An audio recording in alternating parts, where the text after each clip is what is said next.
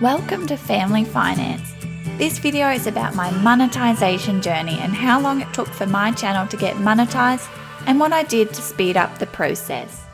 So what does monetization mean? It means that I can now have ads on my videos and I get paid a proportion of what those companies pay YouTube to advertise on their platform. YouTube's guidelines for monetization are that you need 4,000 watch hours in the past 12 months. And you need to have more than 1,000 subscribers. So let's talk about my timeline. It took my channel exactly 7 months to get monetized on YouTube. I found getting the 4,000 watch hours the hardest because it only took me 4 months to gain 1,000 subscribers, but then another 3 months to hit those watch time requirements. I posted my first YouTube video on the 24th of March 2020. I still remember thinking that it wasn't perfect, but I thought it wouldn't matter. Little did I know that it was going to be one of my most popular videos for a while there.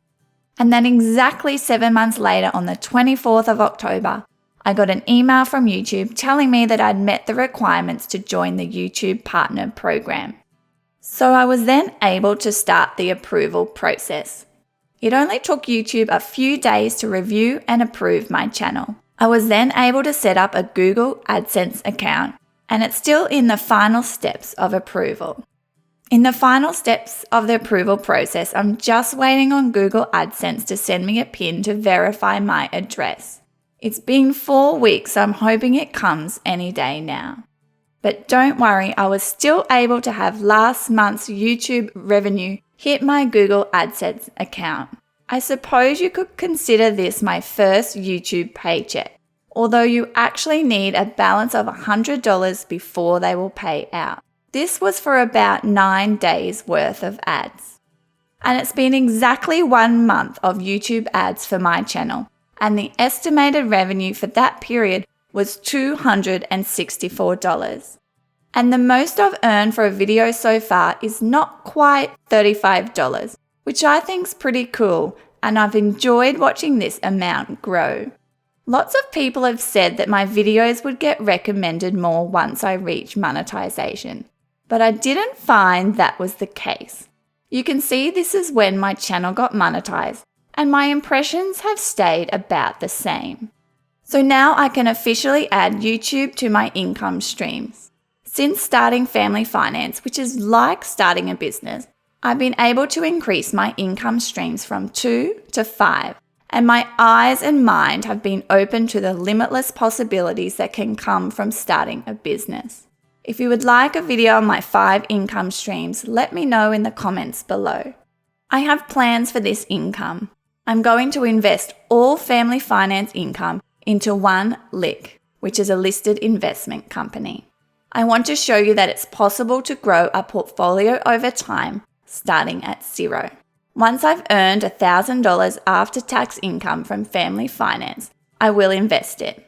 And I also think it's important for me to do this with my YouTube revenue, because YouTube might not be around forever, so I want to utilize this income to have it make me more income. I wanted to mention that I know it can be a tough journey to monetization, but don't give up. It will feel like you're getting nowhere in the beginning, but it does take time to build momentum, especially with watch time. My watch time journey was the hardest. In the first 4 weeks, I only gained 15 hours watch time. The next 4 weeks, I gained 83 hours. And then in the following 4 weeks, I gained 190 hours. I remember this point clearly because I did feel like giving up. I felt like I was never going to reach 4,000 watch hours, but I kept at it. And then that's when my watch time finally started to increase. It was after this period that I noticed a change in my channel. And it was at about the 15 video upload point that the watch time really did start to compound on itself. The first 100 subscribers also feels like the hardest milestone. And for me, it took 6 weeks. And because I'm anonymous, I wasn't able to share my channel with friends. But I actually think that's a good thing, because if you have subscribers who subscribe and don't watch your videos, it hurts your channel in the long run. If you are enjoying this video so far, don't forget to give it a thumbs up, because it really does help to support my channel.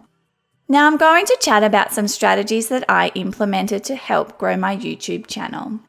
The best thing I did was start an Instagram account. I started it the same time as the channel, but it would have been more beneficial to start it before the channel. The personal finance community on Instagram is very supportive, and that's where most of my views came from in the beginning. I also started a Facebook business page. This allowed me to then join groups in my niche and interact. I engaged in these groups by commenting, and I would share a video maybe every couple of months, but I didn't want to come across as spamming, and I would only share a video if it was super relevant. And I learnt about YouTube SEO. I learned how to use keywords in my title, description, and tags. The best way to find what people are searching is using the search bar. When you type in your topic, heaps of variations will drop down.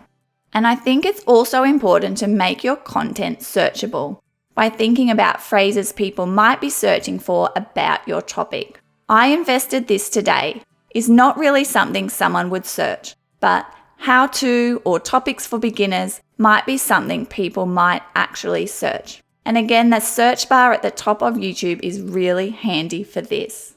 I also think consistency is super important. I chose an upload schedule and stuck to it no matter what. I have heard many times that YouTube favors consistency. I could have uploaded more to get to monetization quickly, but I wanted a schedule that was maintainable and enjoyable to avoid burnout. Because if you're not enjoying the process, then you're more than likely to quit. I also increased engagement on my videos. I did this by making sure I replied to every comment in my videos. This then doubles the amount of interactions on each video. And I engaged with others in my niche. I would do this by watching their videos all the way through and writing a meaningful comment related to this video. This genuine engagement has resulted in my channel being mentioned on 2 different channels just like mine. It also allows others who are watching the video to stumble across your channel.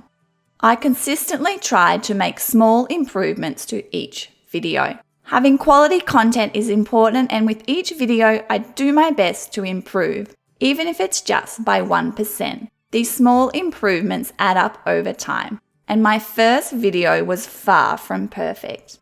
This reminds me of a quote by Zig Ziglar. You don't have to be great to start, but you do have to start to be great. And then if you're doing all of these things, my only other piece of advice is to be patient. Thanks for listening. Don't forget you can also find me on Instagram and Facebook. See you next week.